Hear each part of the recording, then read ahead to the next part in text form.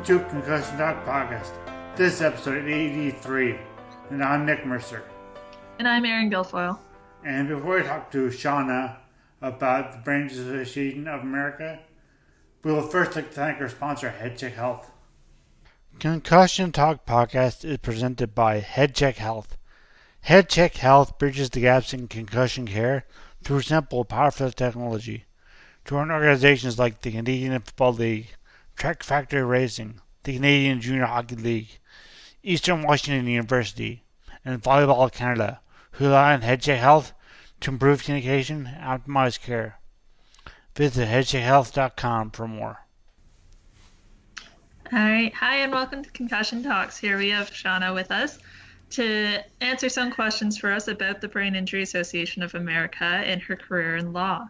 So, Shana, how did you get started in your experience, not only within the law and personal injury with brain injury survivors, but also with the Brain Injury Association there? Well, Erin, thanks for asking, because this has been a long evolution for me. I became involved in brain injury litigation years ago when I represented a client who was in a terrible head-on collision. And he had many injuries, a lot of fractures, and he was in a coma. And as he started to recover from his physical injuries, we noticed that he was having difficulties that had nothing to do with the fractures. He was having memory and cognition problems. He had problems multitasking and learning new things. And he just had problems going through the day-to-day tasks of everyday life. So I had to do some research to find out what was going on, what he was experiencing, and how it was related to his car accident, because none of these problems existed before the car accident. He was highly functioning and had no problems at all. So once I realized that this was related to a brain injury and it was caused by the impact of his vehicle, I started reading, I started attending courses, and I wanted to learn as much as I could about the nature of these injuries and their causes. So I became fascinated and realized there must be many types of injuries which are overlooked and undiagnosed because people are paying attention to what they consider are the most serious injuries. And it's important that these people be fully and adequately represented. So that's how I began my journey of education. I took a course on brain anatomy and dissection, which was fascinating, a week where I was doing that, to understand the different regions of the brain and how they impacted a person's ability to function. One thing led to another. I started to represent more people who had sustained a brain injury, and whether it was from negligence, like a slip and fall or motor vehicle, or as a result of a misdiagnosed stroke or aneurysm or some other. As I became more involved and I handled more of these cases, I became the chair of the Traumatic Brain Injury Litigation Group of the American Association for Justice. Through that, I became more involved with the Brain Injury Association of America, which I've always looked to for guidance and a better understanding of the complex and the multifaceted issues that are confronted by my clients. BIAA is the repository of accurate, detailed, and invaluable information and has been the voice of brain injury for over 40 years. And their advocacy is necessary on a national level to ensure proper resources, funding, to raise awareness, promote education, research, and rehabilitation. So over the years, I participated in BIAA's advocacy efforts on both the state and the national level, in attorney summits, educating other attorneys about this, sports concussion management forums, and the annual Brain Injury Awareness Day in Washington. We have an annual lobbying day in March. I joined the board of directors of BIAA to assist the association in all their efforts to raise public awareness about the full repercussions of this silent epidemic, to focus attention on the need for research, access to effective rehabilitation and treatment, and engage in strategic planning to support the mission to improve the quality of life for all those who've been impacted by brain injury. And I wanted to have a wider effect than I could have merely advocating on behalf of my own personal clients, to help more people. It's an honor and it's a privilege to contribute to the mission, to lead the association's board of directors, and assist in providing help, hope, and healing to all those who've been impacted by either acquired or traumatic brain injuries. Wow, that's amazing. Yeah, the Brain Injury Association I work for here in Newfoundland and Labrador, so that's a very particular interest of mine. Is there some mission? You mentioned the mission of the Brain Injury Association of America. What are some programs and education opportunities that you would have, and how much reach would you have across the country as part of the association? Well, we have nationwide. BIAA is the oldest national and largest brain injury advocacy organization, and we have state chartered affiliates that deal with more local issues. Its mission is to advance awareness, research, treatment, education, and to improve the quality of life for all people affected by brain injury. And that means not only the people who have sustained brain injuries, the survivors, but their families and loved ones as well. They operate the National Brain Injury Information Center, which is a clearinghouse for information and resources for individuals with brain injuries and families. And this is a hotline that's manned, and people can find where to go and how to get things. BIAA administers the Academy of Certified Brain Injury Specialists, which is a voluntary training and certification program to assure patients and their families that the care that they're getting by specialists throughout the U.S. and internationally is state-of-the-art. The training is provided by certified brain injury specialist trainers, and it's offered by many of the state affiliates through conferences and events, and through many service providers who provide it for their staff. Or people can do a self-study program as well. Certification ensures that those who provide services are well educated in the field and provide a valuable and marketable credential to those people who obtain it, as the credential needs to be renewed every year. We also have a fundamentals course and certification, which is an all-new training and certificate program designed to address the unique needs and challenges of those who care for or encounter individuals with brain injury. So this includes non-licensed direct care staff persons, facilities, family members, which is very important that they get this training, friends, first responders, and others. And it aims to maximize participant engagement and application through an interactive workbook, and they use real-life examples so that people can relate to it. BIAA also has a business and professional council, which was created to help brain injury providers stay abreast of public policy concerns, influence legislation through brain injury care industry, coordinated legislative action, because it's much more effective to have many groups involved in this than to just go it on your own, and to ensure the delivery of high quality brain injury health care for all. BIAA has a 40-year track record. Our 40th anniversary was this fall, in advancing public policy at the federal level, and a robust public awareness program that includes an award-winning website, social media, and print publications. They have things on Instagram, Facebook, and it's very well distributed and publicized that way.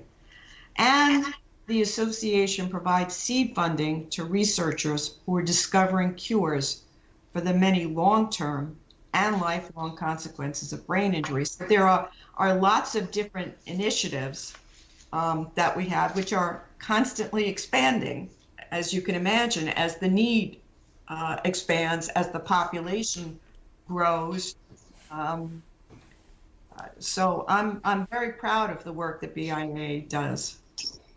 Definitely, it sounds like it's certainly a wealth of knowledge and also a wealth of resources in terms of research for survivors and caregivers. You mentioned the population expanding. I imagine that's shifted quite a bit within the past year with COVID-19 and how we know the effects of that can affect our brains. And some of those symptoms mimic a lot of what brain injury survivors have experienced. What does BIAA kind of incorporated with COVID-19 coming forward? Well, I'm glad you asked because obviously with COVID-19, it is a burgeoning population that while it was a huge population before, this adds a whole new aspect. And it also means there is nobody that is immune from the really dire effects, which we're just still learning about. So it's not that our services and programs have changed because of COVID, but they have intensified. We have dedicated an entire section of the website to COVID information and resources for both survivors and families so that everybody can access up-to-date, accurate information, which is obviously evolving as well as we start to learn more about it. We've advocated for insurance coverage of telerehabilitation, expanded funding for home and community-based services under Medicaid, and urged the National Institutes of Health to fund research on the cognitive implications for long COVID survivors.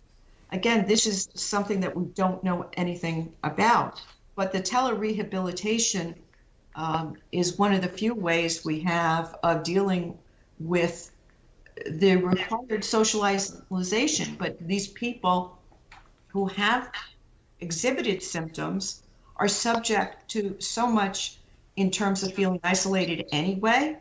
And with COVID, they're really isolated. And so there has to be ways of communicating with them, of getting them resources and rehabilitation. So that's a wonderful thing.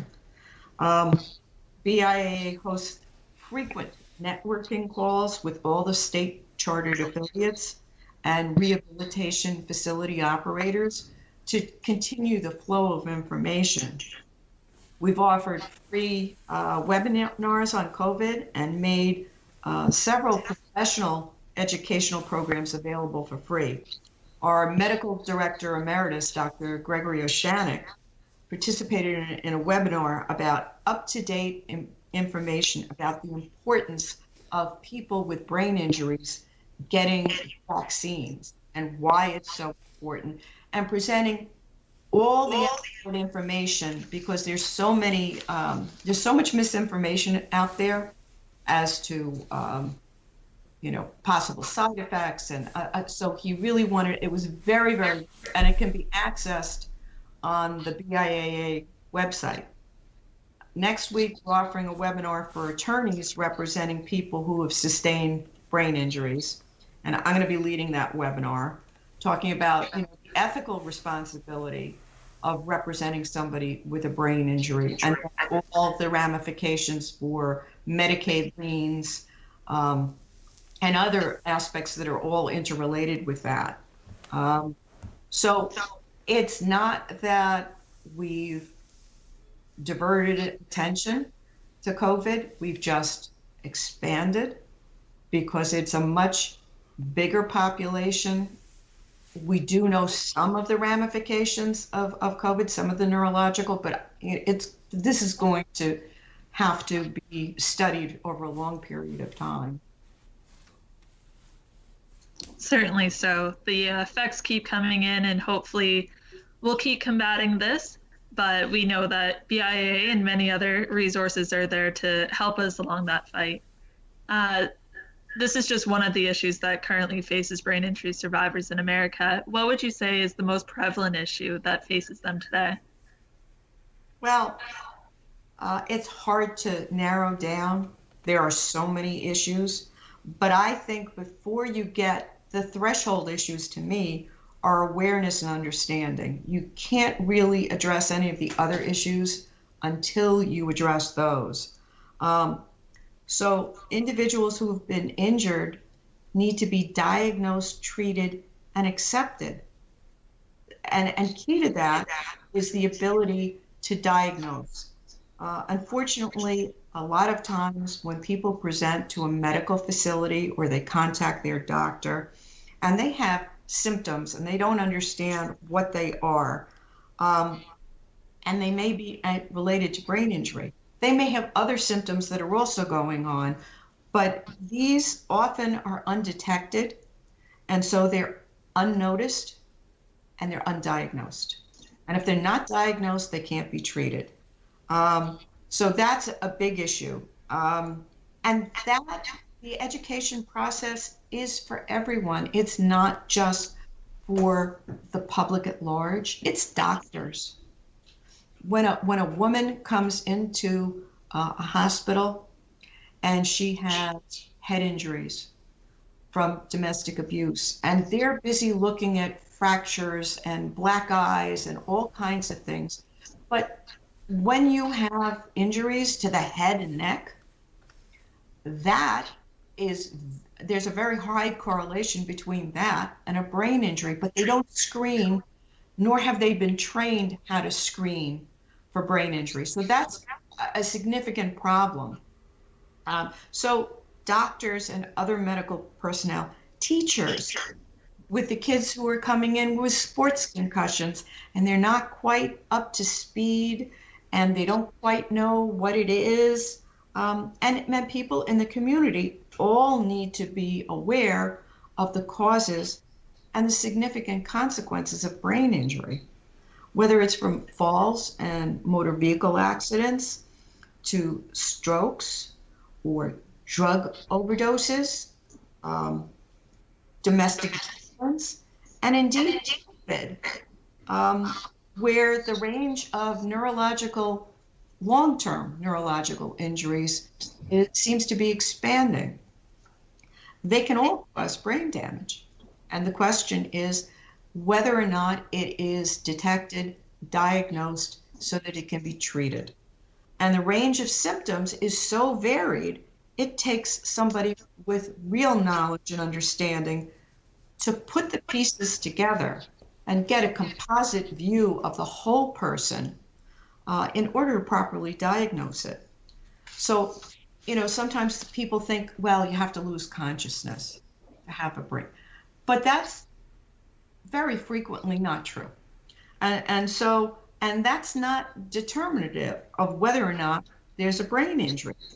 There can be memory problems, problems with cognition and confusion, or just headaches, dizziness and nausea, balance problems, weakness, coordination problems, lethargy, which is a big one of the symptoms with COVID, that even after people recover, they just don't have the same energy level. They are not able to perform in the same way they were.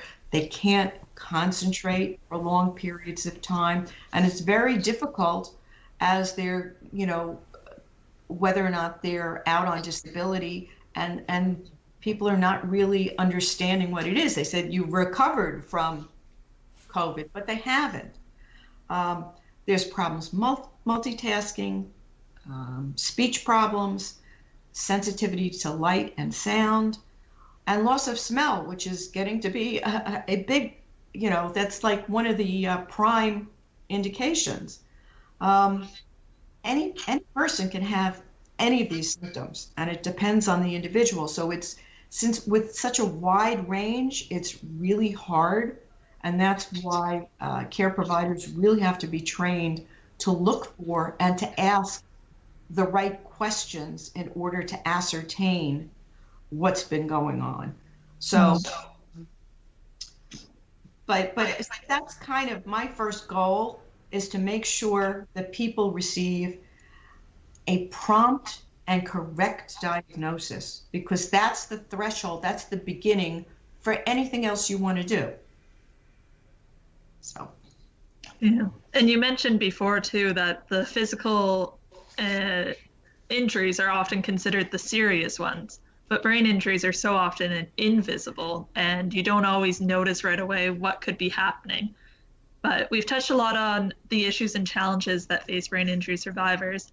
I kind of just wanted to end on maybe some messages of hope. What are some campaigns that BIAA have done, and what are some messages of hope that you personally have experienced within your work with brain injury survivors?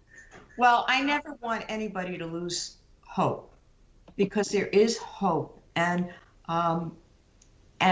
there are better treatments, better treatment protocols that are happening. We are doing much more in terms of research for cures. But my personal hope is that we can reach survivors much sooner in the process. And that part of that goes into the whole issue of diagnosis, because it is a process. And because once they reach BIAA, we can help them find the information and resources they need to recover to the maximum extent possible. And whether they need qualified doctors or therapists or support groups, not only for the survivors, but their families, a job coach, or something else.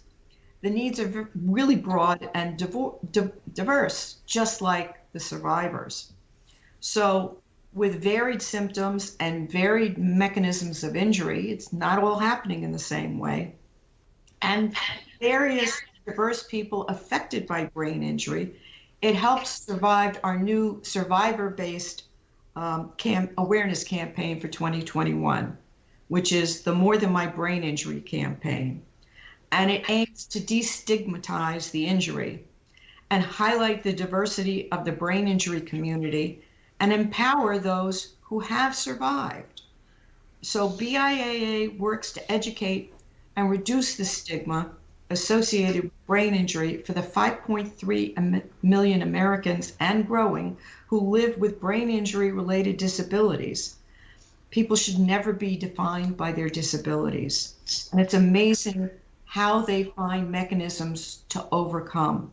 Survivors are truly amazing people, and they have individual stories to tell, and they can't be grouped together not in one lump group, and they're not defined by their injuries.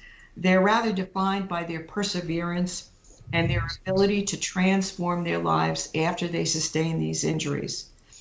They're sustained in so many different ways, whether by trauma, a stroke, oxygen deprivation by somebody trying to strangle you, sports concussions, and neurotoxic poisoning. It is a significant public health crisis, and it now has an additional cause, which is COVID-19. So this campaign was created by listening to survivors, really understanding who they are, what they need, what's important to them, support group leaders and advocates, and realizing it's important to not only draw attention to the health and life issues stemming from brain injury, but to draw attention to the different mechanisms of injury, as well as the incredible diversity and strength in this community. Brain injuries do not discriminate. They can happen anytime, anywhere, to anyone, and so there is nobody who is immune. But this is a real uplifting campaign with many personal examples of those who have prevailed. So the campaign will spotlight individuals who have sustained brain injuries in different ways, and they show and they demonstrate that that is not going to stop them from pursuing goals and being a whole human being. So I find it very uplifting, because I find a lot of these campaigns, when you're dealing with very serious issues, is that you're focused on doom and gloom, as opposed to, no, there is life after this, and people do figure out ways to persevere if they are given the appropriate both medical and social and rehabilitative support. Certainly. It certainly sounds inspiring as well. Where would people be able to find this information? Okay, so you have to go to the Brain Injury Association of America website, and you can also access from the website a lot of different information about the brain injury certification. You can access the webinars, like the one that Dr. Oshanik did on the importance of vaccines. So it's a tremendous resource for information. So it's www. Oh God.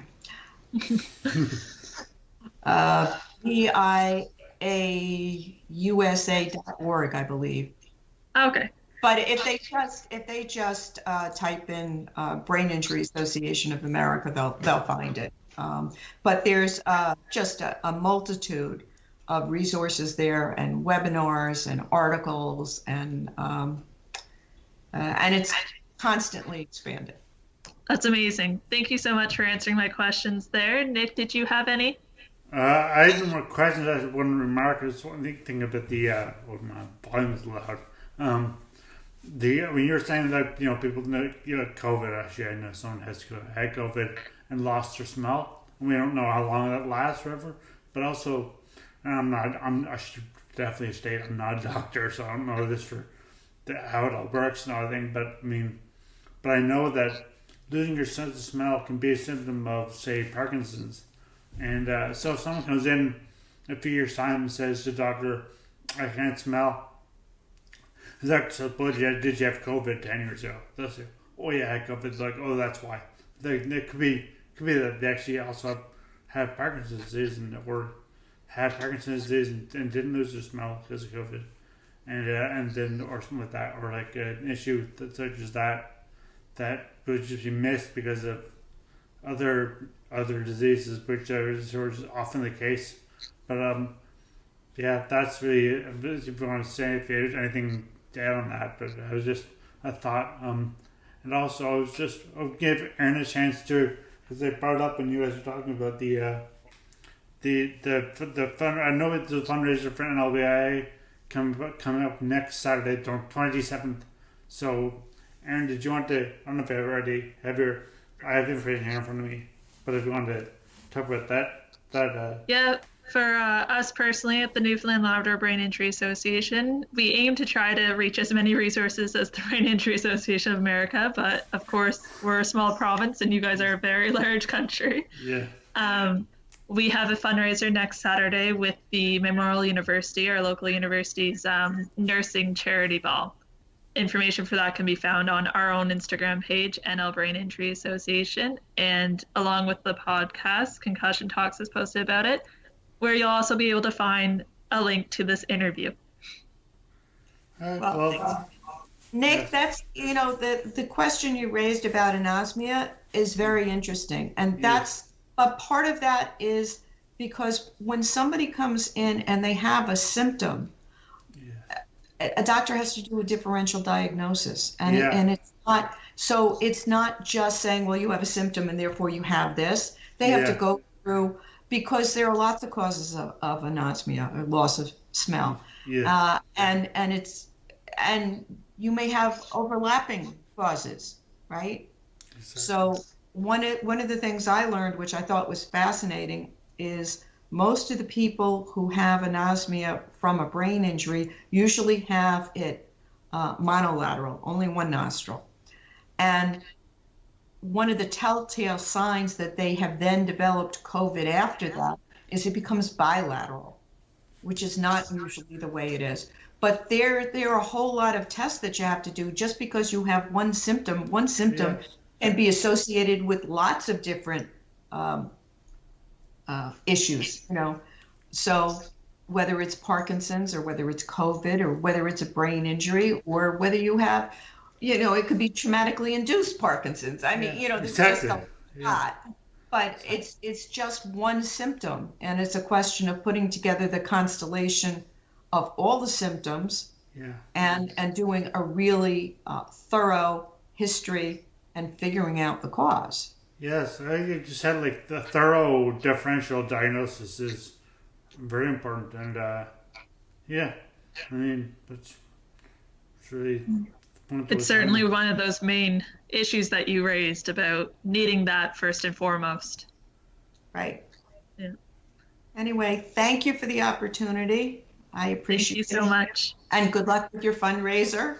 Thank you. Thank you, Sean. Sean. I say one word and I mess up, but anyway, thank you, Shauna. That's Perfect. fine. Okay, Thanks. bye. Bye. Music at the beginning of this podcast is by Ben Sound. www.bensound.com.